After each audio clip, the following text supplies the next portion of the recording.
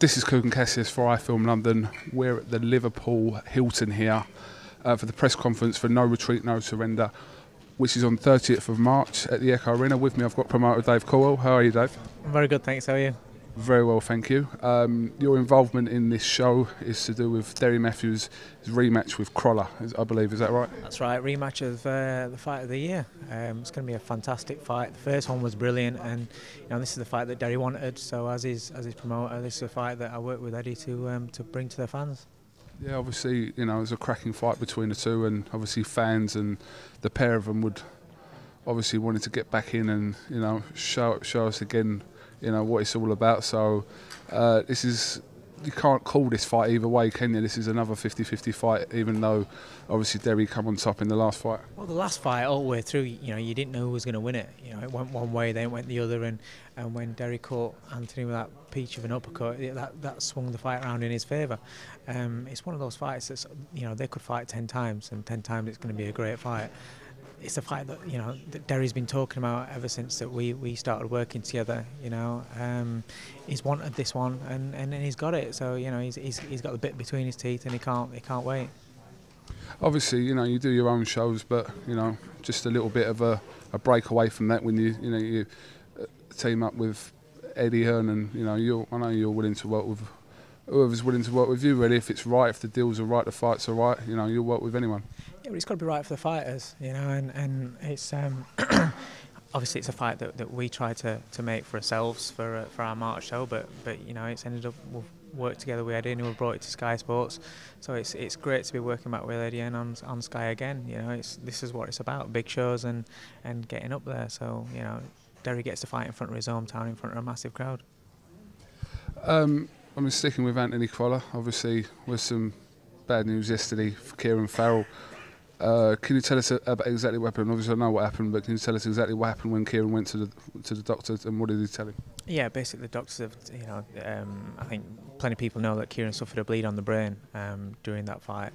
The doctors have basically confirmed what we did think was going to happen, is that he's not allowed to box again, or he's been advised not to box again. What KIERAN's got to remember is he's got a little girl, he's got a family. That's the main thing. I mean, he's 22 years old. He's been boxing since he was a little kid, and he's one of the most dedicated kids, the most single-minded kids that I've ever met. And it's myself and Spencer and everybody at Coldwell Boxing were absolutely gutted for him. We're gonna do a benefit dinner for him. We're gonna do it in Manchester and try and give him a good little packet to financially help him out. It'll be a good night. Already people like Ricky Hatton have come forward, Jamie Moore, and said they'll help us out and do anything we need to do. So we're looking to put on a good night for him, to give him a bit of a send off. But he's got a lot of adjustment to do. But we're mates as well as working in business with him, and it's something that we're going to help him out with. We had a brief chat. He may look at opening up a pro-am gym, and if that's the case, then we'll help him out with that. And we'd like to keep him involved in the sport if that's what he wants to do. But he's got to look at the fact that he's very, very lucky, because there are a lot of boxers out there that have had injuries and they can't do things for themselves, or they've had to have a lot of rehab, and learn how to talk and learn how to walk again.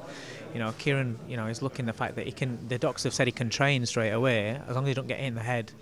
He can do the bags, he can go out and train. The sooner he's back training, the better.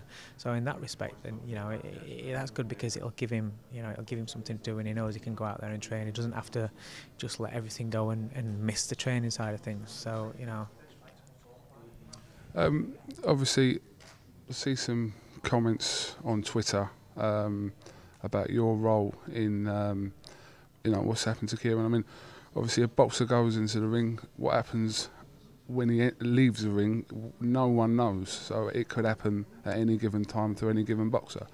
So, if there are people saying out there that KIERAN took the fight too early in his career, or any of these sort of suggestions, what would you say to that? Before the fight, everyone said that it was a great fight. Couldn't wait to see the fight. It was going to be exciting. It's a 50-50 fight. A lot of people had Anthony's experience slightly in front of KIERAN. A lot of people thought that KIERAN was a fresher fighter. So it's a fight that everyone's looking forward to, and it's a 50-50 fight. The fight went the full distance. in a hard fight. You know, it were back and forth. They were both letting go of shots. It was a close fight. It wasn't like Kieran got hammered for 6 rounds and then got knocked out brutally. You know, fighters that are experienced, fighters that are world champions have been injured in world title fights and got brain damage and in far worse state. You know, people don't say anything about that. Oh, it was took too soon. Kieran got beat in a fight where had it not happened where he got injured, people would be talking about a rematch. You know, because that's what they were all talking about. You know, I just think it's easy to start pointing a finger. The way that fight came about was I rang up John Breen, who was Kieran's trainer, day in, day out. John's been telling me about how great Kieran's been looking in sparring with Paul McCluskey for months and months. You know, Kieran's been shouting and screaming at me, telling me he wants big tests. You know, I rang John Breen up before we even spoke with Kieran, and I said, how would you think that Kieran would go on with Anthony Crolla? This before I even spoke to Joe Gallagher about Crolla. You know, and John Breen straight away said, he'll beat him, 100%, he'll beat him. You know, they were absolutely convinced. I said, are you sure? Yeah, 100%. I believed he'd beat him. You know, I thought, you know, obviously going into it, I thought you're a 50-50 fight, right? It's one of those fights where I've always said, you know, put a prospect in a proper fight. If he gets beat, he comes back. Obviously, that's not the case in this one, and I'm absolutely devastated about that. But John Breen, who's with him, trains him, knows him better than anybody, was 100% confident. Eamon McGee was 100% confident. And then when they spoke to Kieran was straight on the phone to me saying, I knew, you know, that was the fight that I was wanting. You know, that was the fight that I had a feeling that he was going to ask me for that fight. You know, you can ask him himself. You know, Kieran was 100% into the fight, 100% want the fight. But for idiots that are saying that how, you know, do I regret convincing Kieran to take the fight? I never convinced him to take the fight. You know, I asked his trainer's opinion first, which I do with all the fighters. If I don't train the fighter, I'm not with him day in, day out. I don't see him training, I don't see him performing. So it's not my job then to just go, I can come up with an idea for a fight, but although I might have an opinion on how we're going on by looking at his performance in fights, I don't see him day in, day out. So I'll have a conversation with the trainer who does. And that's what I did, you know, and as a team, collectively, you know, we all thought that was the right fight for Kieran. And if he hadn't have had this bleed on brain, it was the right fight for Kieran. You can't, it's all right in hindsight, looking back. You know, it's like when people stick in kids, you know, that have had a handful of fights in against big prospects. When you've got a kid that's lost, you know, 20 fights, been stopped 12 times, going in against a big prospect, what's the difference there? That's far more dangerous than you know. By all means, Crolla's not a big puncher. If Crolla was a big puncher, that was a different matter. That fight wouldn't have got made. But Crolla's not a big puncher, and the fight showed it. You know, it was a simple fight that both kids went at it 100 mile. Kieran gave absolutely everything in it, and unfortunately, you know, I mean, you can look at the fight. Kieran he wasn't bothered about what was coming back his way, you know, and he took a lot of shots and he pushed himself to the limit, and you know, what happened, and it's devastating. But for people to point fingers, I feel bad enough as it is. You know, I don't need people to point fingers. And Kieran knows how the fight came about. John Breen knows how the fight came about. You know, and Kieran's family knows how the fight came about. There was no convincing whatsoever. Kieran was jumping up and down for it, but Kieran was the last person to know. You know, because we spoke with the trainers, and then the trainer spoke to Kieran. Does what happened to Kieran and obviously subsequently him not being able to box again, does it affect any future judgment you have with putting prospects in with people that possibly not? Listen, I'm not saying that Kieran wasn't ready. I'm not, you know, I'm agreeing with you on that it's all very well saying it now after it's happened, but before everyone was saying it was a great fight. But will this play on your mind a little bit when you're making future fights? It'll play on my mind for any fight, whether fight. It doesn't matter. This is the thing. What people have got to realise is boxers go in there to hit each other intentionally in the head, right? So it can be a 10-round war, a 12-round war, or you can be injured after one round. You know, it only takes one shot. You know, when you know, Michael Watson got injured, did it stop promoters from putting in title fights? No. That's the game that we're in, you know. Obviously, I'll go back and say to you, before the fight, everyone thought it was a good fight on paper. So what do we do? Do we not make good fights? On one hand, you get everybody screaming, saying that they're fed up of prospects fighting nobodies and fighting journeymen all the time and not fighting anyone that's any good. And on the other hand, you've got this that's happened. But this that's happened could have happened at any level, and it's happened at any level. It's happening in world title fights. So what do? Do you not make world title fights? You can't really say that, you know. Of course, you know, of course, I'm more worried now than perhaps what I was before. But you always have that element of worry. You always just hope that your fighter ends up all right. Whenever you see a tear up and it's a good fight, you know you do worry. You know that's the nature of the beast. That's what we're in. You know, people want to see knockouts. Well, how do you think a knockout happens? A kid goes in there and hits somebody in the head as hard as he can, and the kid gets knocked out and the brain switches off. You know, you're inflicting damage on somebody that's going in there. So that is what comes with boxing, and this is why, you know, if you want to talk about it, this is why it irritates me when I hear people talking about fighters as bums on these forums and on Twitter. You know, talking about this kid, he's a bum. None of them are a bum because they're going there and they're risking their life. You know. But this is boxing. It's not a nice game. It's a dangerous game. But people want to fight. Fans want to watch it. You know, and it's a great game at its best. It's just that every so often something happens that makes you question yourself, and something happens that it just puts everything on a downer. And of course you question yourself making fights, but it could happen in any sort of fight. There's been fights where kids have gone in against big prospects and they're experienced journeymen and they're taking a beating. What happens when you watch these fights where you've got a good heavy-handed prospect fighting a guy that's lost 100 fights, and the kid's taking a lot of hammer, but he's a tough kid because he sees it to end at fight, or another great journeyman, he's got through it. Nobody cares about his health there because he's walked out of the ring and everything's fine. But he's took a lot of hammer there. It's just one of those things. COLDWELL Boxing going from strength to strength. Obviously had a lot of shows last year. He launched the COLDWELL app, which hasn't been done in this country before, where fans can watch on their phones, iPads or whatever, live fights when they're out. So, you know, you're thinking of new things to keep boxing in 2013, and it's obviously more of the same this year. What shows could we be looking forward to in the next coming months, Dave? Well, we've agreed with Steffi Bull. He's got a great little show at Doncaster Dome on February 15th with Tyrone Nurse fighting Joel Feed for the Central Area title. Tyrone, you know, looked brilliant in prize fighter last year.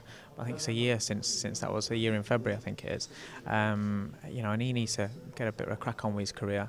And people that are watching it on COLDWELL television will be able to see him in a Central Area title fight against Joel Feed, who KIERAN beat, stopped in 5 rounds.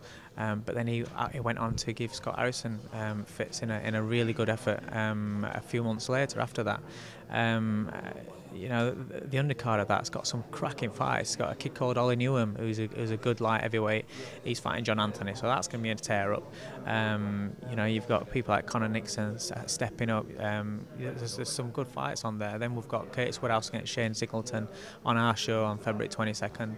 Nav Mansouri against Terry Carruthers, and also. Then we've got March 8th. We've got. I'm just waiting to confirm topic bill for David Barnes. Hopefully it'll be someone like Rick Godding, Mark Thompson. I've got Craig Watson on the bill, Liam Conroy, Liam Manrahan, and also made today Jose Burton's having a step up. He'll be fighting Carl Dilts.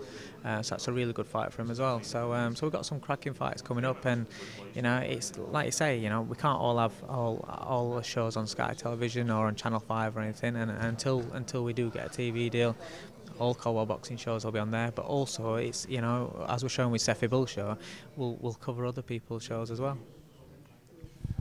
Just finally, you are aware that you're talking to an award-winning reporter, aren't you, David? I am, yeah. Congratulations, mate. Very good. I'm impressed with that. Yeah, I was quite impressed with it as well. So, you know, it's just a nice thing to have, isn't it? It's nice to be recognised for what you do. You know, I think it's important that you're recognised by your peers and boxing fans and us guys in the boxing business. So we appreciate what you do, running up and down the motorway and you know, sticking a mic in front of his face, having a bit of banter. Nice, it's good. It's nice to see that you got some recognition. Right, that's enough about me anyway. Dave, listen, thank you very much for talking to iFILM London. You know, we'll get to as many shows as we can of yours this year. No retreat, no surrender. It's going to be a cracker, like I said. Tony Bellew fighting for an eliminator for the world title final one.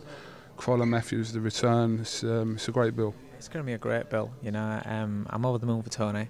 His career's really kicked on, and it's, you know, it's all big fights all the way. I'm just saying, you know, texting him the other day, and every fight for him now is basically as important as a world title. He can't afford any slip-ups, and you know, this is a big fight for him at the Echo. It's in front of his own people. You know, it's a difficult fight. It's a hard fight. So he's got to have his head switched on, which he will do. He can't afford any slip-ups, and then on to the big one. You know, Derry against Crolla, like I've said, you know, that the fans can't wait for that one. You know, it's been all over Twitter and all over the forums and everything. They can't wait for this fight. It'll be a cracking fight. Anthony Crolla's a really, really nice kid. You know, I've known him for quite a while. Obviously, I worked with him with the KIERAN Farrell fight. And you know, I'd just like to say he's absolutely devastated with what's happened with KIERAN.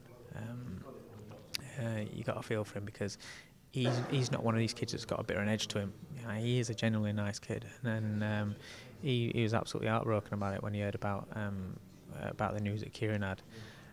But he's got to realise it's not his fault. That's part of the game, and I hope he can, you know, put that back to the back of his head as he carries on with his career. And you know, hopefully we can get KIERAN involved in some good fight nights in the corners and working with fighters that are coming through. That'd be a nice touch.